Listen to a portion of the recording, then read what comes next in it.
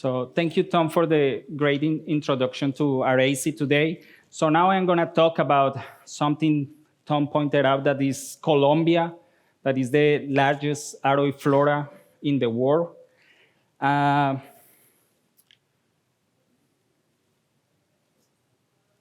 This is working? Oh.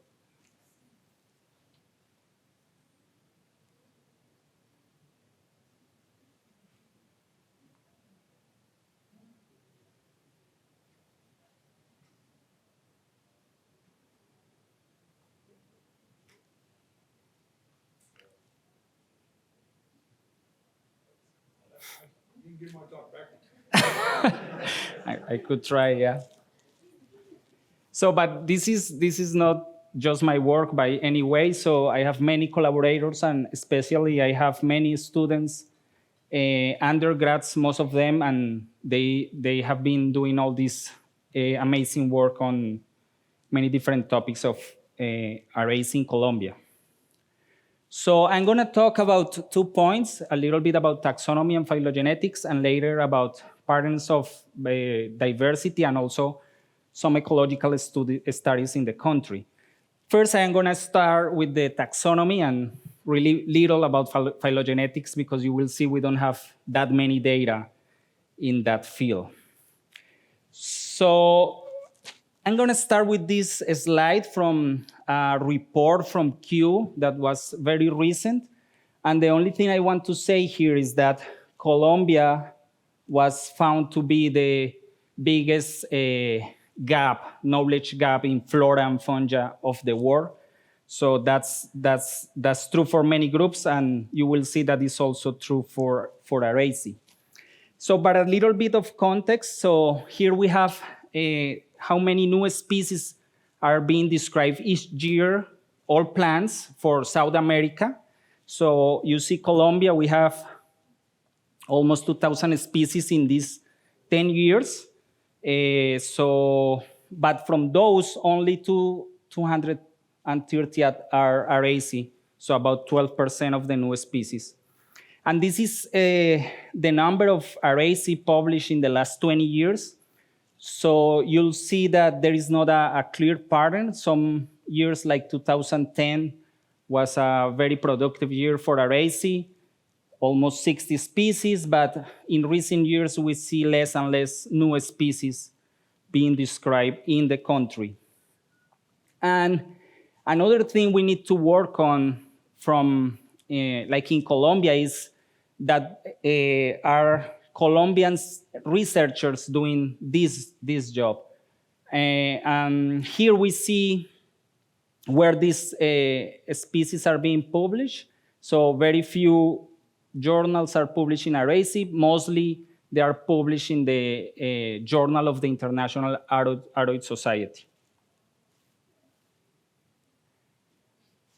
I think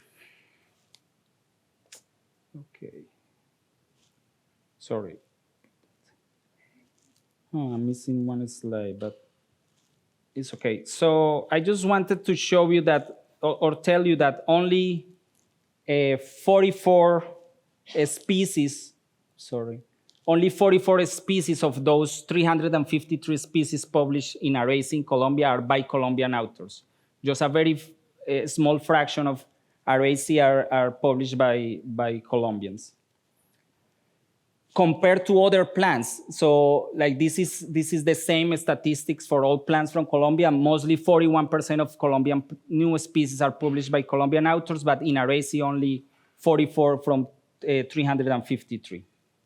Okay, so but now we are going to talk a little, or I'm going to talk a little bit more about what we know about Colombian Araceae. So first is how many species we have. So we only have 2 sources of information. One is the Colombian checklist of lichens and plants. And in that checklist, we only have, we only have 779 Araceae reported or recorded dead. There is one genera, Cyclocephala, that is not really in Colombia, but is included there. Then we have something more recent, the World Checklist of Vascular Plants.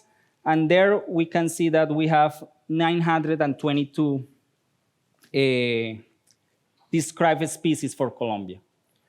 So this is the comparison. We see that most of the diversity, as Tom explained you, is in Anthurium and Philodendron. And these are the current numbers that we compiled through the years with all the work of students and collaborators. So right now we have 1,001 species recorded for Colombia. We see the numbers here for Anthurium, 436, Philodendron, 259, and the other two genera that are really big are Chlorospatha and Xanthosoma, with about 50 species each.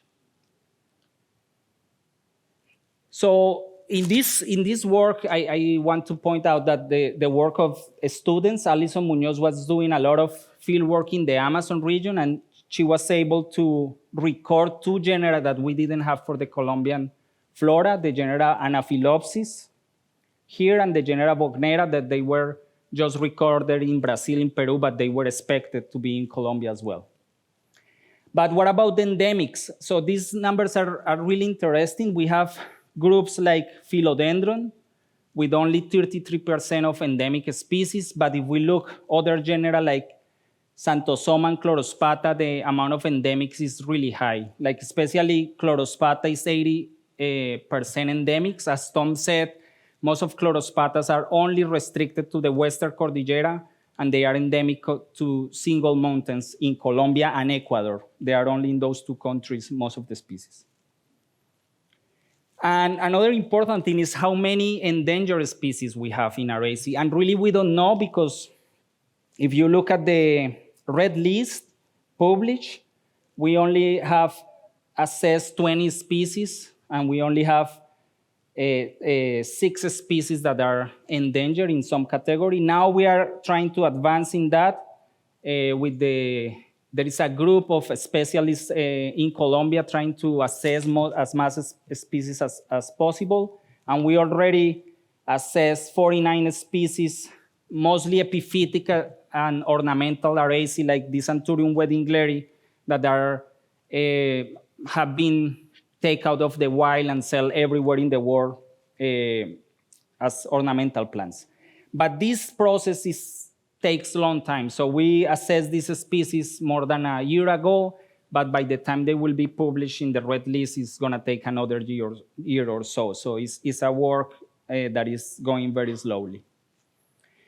And as I told you about the phylogenetics, we really don't have many data. So if you go to GenBank, only 20% of Colombian species will be represented at least with one sequence.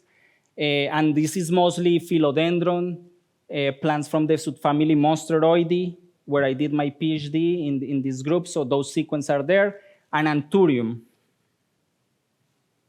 And in Anthurium, we have several collaborators working, as Tom said, Monica Karslen, that couldn't be here. She was gonna talk about this work, but she couldn't come to the conference. She's working in this data set of HypeSec sequences for 1,000 markers, more or less, for 500 species of Anthurium. So that's gonna be a lot of improvement for the knowledge of the phylogenetics of this group. And in that same group, we also have this work with Monica and my PhD student, Martin Llano, working in this small group of compound leaves Araceae, like the one you see here. So we have about 82% of the species represented in this data set. So that's also gonna be a lot of improvement for the knowledge of the group. Okay, so now I'm gonna jump on some data about the patterns of biodiversity and ecological studies we have been doing in Colombia. So first I wanna start with this slide. This is all known Araceae in the world, mapped in with a richness grid. So you can see the Northern Andes in Colombia and Central America is a hotspot.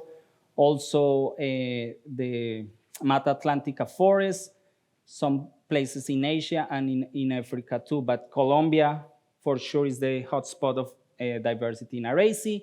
And we have this very interesting pattern where most of epiphytes, and I put epiphytes in quotes because we are including all sort of climbers there, are mostly in Colombia. So we have very few epiphytes in Asia. So we are also interested in developing more studies in understanding why the epiphytes are concentrated in this part of the world. So we wanted to compare two regions in Colombia. We have the Amazon region, is the biggest biogeographical region of the country. And we have not a complete sampling, but it's very spread. So we can say that we know many parts of Colombian Amazon. And you can see here the richness of Araceae. For Araceae, the Amazon is very homogeneous. You don't find many differences in the flora across the region. This is what we have here. So despite this is a large region, we only have 279 species. Here in orange are the numbers from the checklist of Colombia, and in blue are the numbers that we have found so far. Very interesting is that Philodendron is more diverse than Anthurium in the Amazon. So Anthurium is by far the biggest genus in Colombia, but in the Amazon is switched. Somehow Philodendron is more diverse there. And we wanted to compare that with the Biogeographic Choco, that is the most diverse region for Araceae in the world. So this is the work of another master student, Leonardo Guevara. So what he found is, if you see here, these are the records we have for the Choco. And you can see that there is some bias. Yeah, this is all Tom's work in Ecuador. So it's full of records there. This is Valle del Cauca, where we are located. So also there is some bias there. But anyway, we try to do some analysis. So this is just the enrichment, and this is the endemics. As you see, Ecuador is biased with the number of the richness of endemics. But what we found is Colombia has only in the Choco 500 species, and while Ecuador has about 319 species. But we want to see that in more detail. So Leonardo, the same student, he chose two places that are only 100 kilometers away in a straight line. So these two places in the Western Cordillera, in the Choco slope. And he did this sampling in different, in a gradient. So we have here the places from more or less 500 meters to 2,000 meters. He only did 5 plots, 50 per 2 meters. Just it's a very small area. But he found a total of 172 species in just those two places. As you can see, there is not much difference between the number of species per site. Is very similar. But if you see the exclusivity of a species, this is very interesting, because what you can see here is in every place, this is locality 1, 500 meters, 29 of the species are exclusive from that point. And if you add up all the exclusive species, 115 species were exclusive only to one region. So we cannot talk about endemics because we don't know very well the Colombian flora, but at least this can give us some kind of data about what Tom was talking, like Araceae is a group of very endemic species. So we can see here that 67 of the species were endemic. Okay, and another student in the same place, one of those places, he was more interested about abundance, but because when we were doing those samplings, we saw that most of the understory was full of Araceae, so he did these 8 plots of 400 meters, and he found 8,000 individuals in just 0.32 hectares of 8,000 individuals of Araceae, most of them belonging to only 10 species. And you can see here the data, and Thurium, almost 6,000 individuals in that small area. And if we compare it with other studies, we try to go to homogenize the data, and we see that we have about 22,000 individuals per hectare in our sampling place, compared to other places in the Neotropic. This humid forest in Ecuador is just about 15,000 individuals, and this dry forest in Colombia, in the north of Colombia, is just 3,000 individuals. So this forest is very abundant, and Araceae is one of the most important groups in the understory as well. Finally, I just want to show you not many data, because Florian and Corina are going to talk about pollination next. But Colombia is the most diverse place for Araceae, but it's probably also the most diverse place for pollination syndromes and other kind of interactions. So a bunch of students, most of them are the undergrads, and Maria Fernanda, Melissa, and Allison, and Natalia, that is a PhD student, they were concentrated on groups that we don't have many data. So Allison, for example, working Chlorospatha, we didn't know anything about pollination in Chlorospatha before. And this is the sister group to Xanthosoma that is well-known pollinated by these Cyclocephala beetles. But what we found in Chlorospatha is pollinated by these Curculionidae that are actually a new genus for this group. And the other interesting thing she found is the thermogenesis that it helps to the pollination and for the fragrance to go further is in the morning, while Xanthosoma, that is the sister group, is late in the afternoon. And the other group we didn't know anything about was Stenospermation, so they decided to test this, starting 2 species that were coexisting in the same forest. These are the 2 species. They are somehow very different. And then what they found is if you cross them, they can produce seeds. So they can cross with each other, but you never see signs of hybrids in the field. And so there must be some way for them to be isolated. And what she found was that first, the temperature production has some differences. This is a species 1 and this is a species 2. And then